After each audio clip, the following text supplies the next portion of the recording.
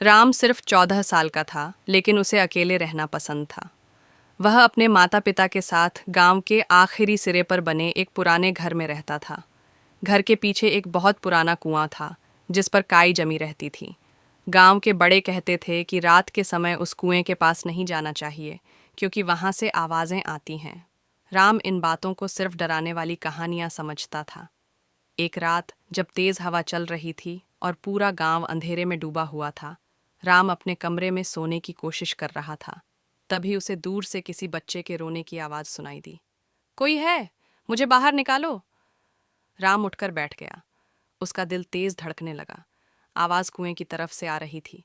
उसने खिड़की से झांक कर देखा। सब कुछ शांत था, लेकिन कुआं अजीब तरह से डरावना लग रहा था।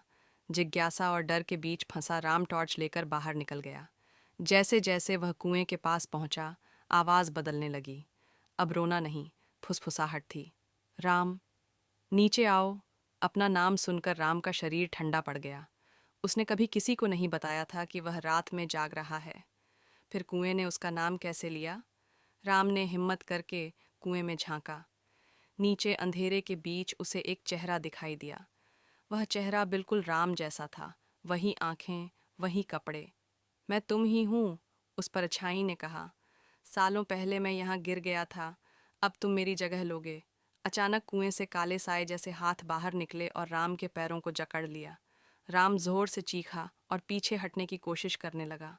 उसी पल उसे अपनी दादी की बात याद आई। अगर कुआं बुलाए तो जवाब मत देना, अपना नाम भूल जाना। राम ने पूरी ताकत से चिल्लाया। मेरा नाम राम नहीं है। हाथ अचानक गायब हो गए। राम जमीन पर गिर पड़ा और बेहोश हो गया।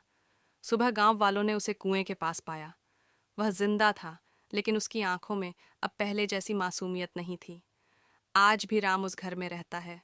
दिन में सब कुछ सामान्य लगता है, लेकिन रात में जब हवा चलती है, कुएं से एक धीमी आवाज आती है।